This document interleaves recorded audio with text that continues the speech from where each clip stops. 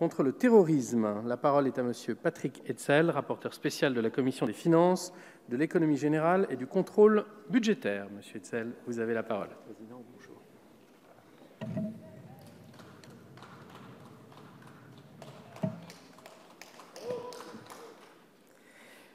Monsieur le Président, Madame la Ministre, mes chers collègues, les attentats perpétrés ou préparés contre la France nous font l'obligation d'assurer une République solide. Je veux dire un État de droit capable de répondre à la gravité d'une menace persistante et aiguë qui, de manière inédite, met en cause sa sécurité ainsi que la sécurité publique. En réponse aux 2 vagues d'attentats survenus en 2015, le gouvernement a formulé 2 plans de lutte antiterroriste, puis en mai 2016, un plan d'action contre la radicalisation et le terrorisme. Ces plans procédaient en partie des réflexions et des mesures initiées dès avril 2014. Ils visaient à dégager et à affecter des moyens supplémentaires au ministère de la Justice afin de lui permettre de prendre toute sa part à la lutte contre le terrorisme par la mise en place d'un dispositif global. Celui-ci avait notamment pour objectif l'identification des détenus radicalisés, le renforcement du pôle antiterroriste de Paris, le développement des équipes du renseignement pénitentiaire, l'installation de magistrats référents dans les parquets, la sécurisation des locaux des juridictions et du parc pénitentiaire, la prise en charge des jeunes en voie de radicalisation. Les PLAT 1 et 2 devaient assurer le financement à la fois d'actions ponctuelles et des mesures structurelles ou de long terme dont la dépense relève de la loi de finances. La mise en œuvre de ces 3 plans s'est échelonnée sur les exercices 2015 à 2017. Elle a impliqué l'ensemble des programmes de la mission Justice.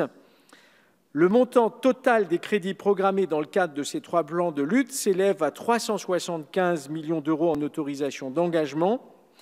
En crédit de paiement, il atteint 288 millions d'euros. Pour quels résultats ? Au vu des éléments recueillis auprès de la Cour des comptes et dans le cadre de mes propres travaux de contrôle, je crois que nous pouvons dresser un bilan plutôt positif de ces dispositifs. Sur un plan quantitatif, il apparaît en effet que les résultats de la mise en œuvre de ces 3 plans caractérisent une pleine utilisation des moyens exceptionnels dégagés en faveur de la justice. Le montant des crédits consommés atteint 157 millions d'euros en autorisation d'engagement et 166 millions d'euros en crédit de paiement. Ces chiffres masquent, il est vrai, l'existence de disparités entre les programmes.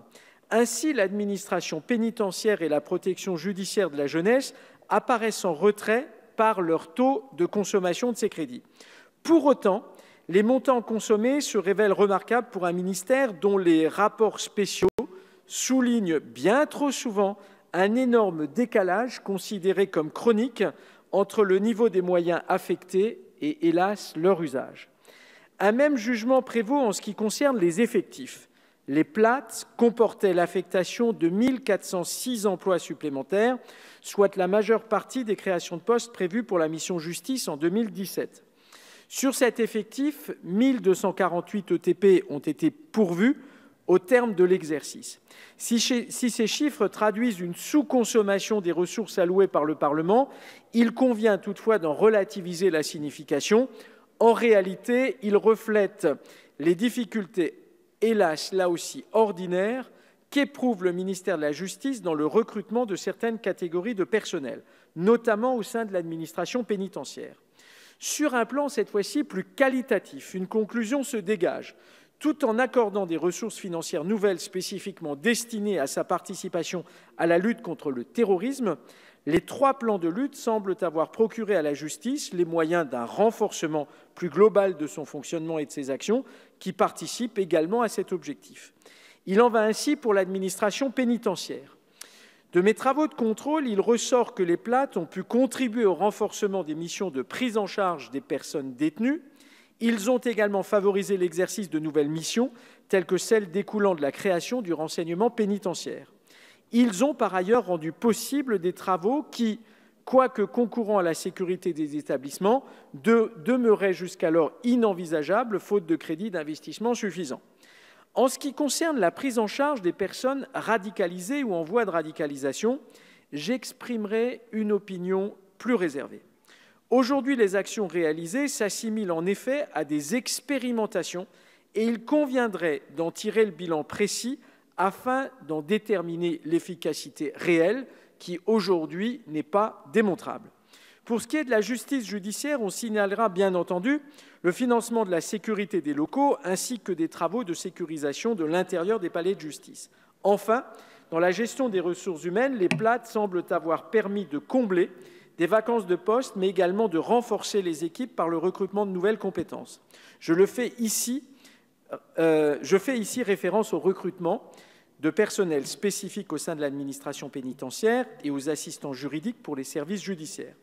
Au regard de ces résultats et des dernières tentatives d'attaque terroriste déjouées depuis quelques semaines, se pose nécessairement une question, celle des voies et des moyens susceptibles de permettre au pays de poursuivre une lutte de longue haleine.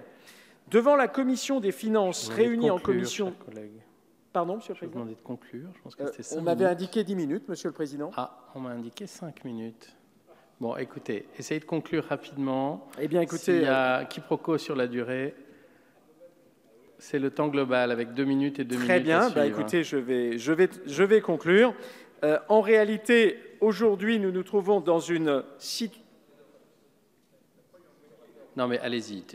Voilà, allez-y, Monsieur Hetzel, faites rapidement. Et... Très bien. Devant la commission des finances réunie en commission d'évaluation des politiques publiques, vous avez, Madame la garde des Sceaux, écarté expressément le maintien d'un dispositif de fléchage spécifique.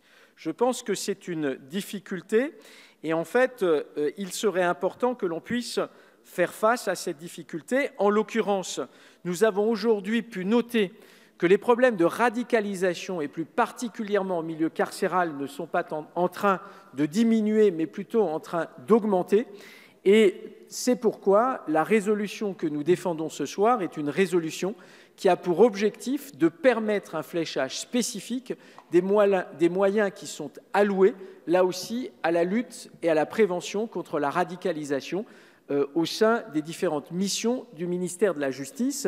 Aujourd'hui, ceci n'est pas garanti et nous souhaiterions évidemment que vous puissiez là aussi prendre position au nom du gouvernement. Le défi lancé à la France exige l'efficacité de l'action publique, mais encore le rassemblement de toutes les énergies.